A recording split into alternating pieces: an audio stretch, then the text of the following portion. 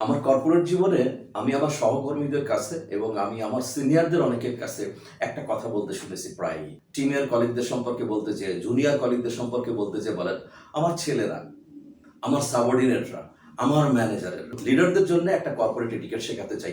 আমার ছেলেরা এটা কি ভাই?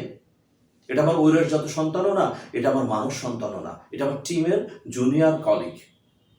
I must address him as colleague, কারণ সে কিন্তু ম্যাচিউরড। বিবাহিত হলে কিন্তু স্ত্রী পুত্র কন্যার মালিক বা স্বামী এবং বাবা। এবং দেখবো যে সে বাড়িতে না গেলে জমি মাপা হয় না, বিয়ের সিদ্ধান্ত হয় না, কোরবানি হয় না, সালিশ মীমাংস হয় না। দ্যাট ইম্পর্টেন্ট একটা মানুষ। সে আমার আপনার টিমে থাকার জন্য তাকে আমি তুচ্ছ তাচ্ছিল্য করি, এটাই হচ্ছে সবচেয়ে বড় ভুল। এটা করা ঠিক না।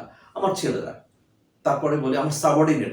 সাবঅর্ডিনেট ইংরেজিটা আমার দৃষ্টিতে, আমার জানা মতে সবচেয়ে একটা পচা শব্দ। কেন সাবঅর্ডিনেট বলবো আমি? এর মধ্যে কিন্তু একটা ইগো প্রকাশ পায়, নিজের মধ্যে একটা একটা অহং বোধ চলে আসে। আমার সাবঅর্ডিনেট, হোয়াট ইজ ইট? আমি যদি সিনিয়র হয়ে থাকি, আমি যদি সম্মানীয় হয়ে থাকি, আমি যদি বড় হয়ে থাকি, ওটা তো অন্যরাই বলবে। আমাকে কেন বলতে হবে আমার সাবঅর্ডিনেট? আমার ম্যানেজারেরা, মানে এটার মধ্যেও দেখি এক ধরনের একটা অহং বোধ, একটা ভাব, একটা ইগো, একটা মানে যাত্রাভিমানের মতো একটা অভিমান কাজ করে। আমার ম্যানেজারেরা, as if I am somebody. আরে ভাই, if I am somebody, so some other people will tell that I am somebody. So why should I tell that I am somebody?